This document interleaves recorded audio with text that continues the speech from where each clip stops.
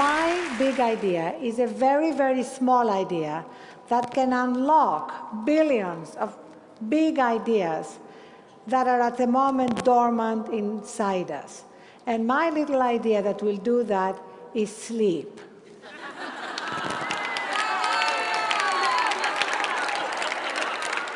This is a room of type A women. This is a room of sleep-deprived women. And I learned the hard way the value of sleep. 2.5 years ago, I fainted from exhaustion. I hit my head on my desk, I broke my cheekbone, I got 5 stitches on my right eye. And I began the journey of rediscovering the value of sleep. And in the course of that, I studied, I met with medical doctors, scientists, and I'm here to tell you that the way to a more productive, more inspired, more joyful life is getting enough sleep.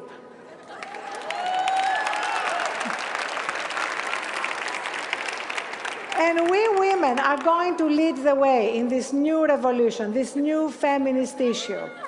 We are literally going to sleep our way to the top, literally.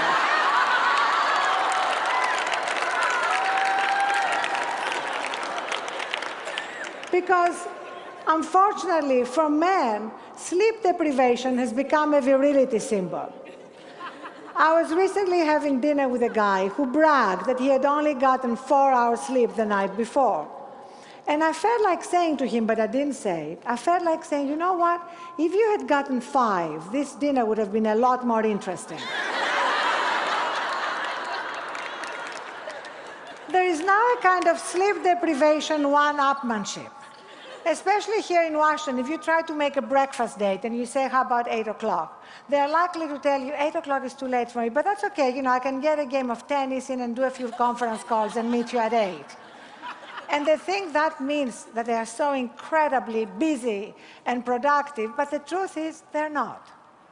Because we at the moment have had brilliant leaders in business, in finance, in politics, making terrible decisions. So a high IQ does not mean that you're a good leader, because the essence of leadership is being able to see the iceberg before it hits the Titanic. And we've had far too many icebergs hitting our Titanics. In fact, I have a feeling that in Lehman Brothers was Lehman Brothers and Sisters. They might still be around. While all the brothers were busy, you know, just being hyper-connected 24/7, maybe a sister would have noticed the iceberg because she would have woken up from a 7.5 or 8 hour sleep and have been able to see the big picture. So as we are facing all the multiple crises in our world at the moment, what is good for us on a personal level, what's going to bring more joy, gratitude, effectiveness in our lives, and be the best for our own careers, is also what is best for the world. So I urge you to shut your eyes and discover the great ideas that lie inside us, to shut your engines and discover the power of sleep. Thank you.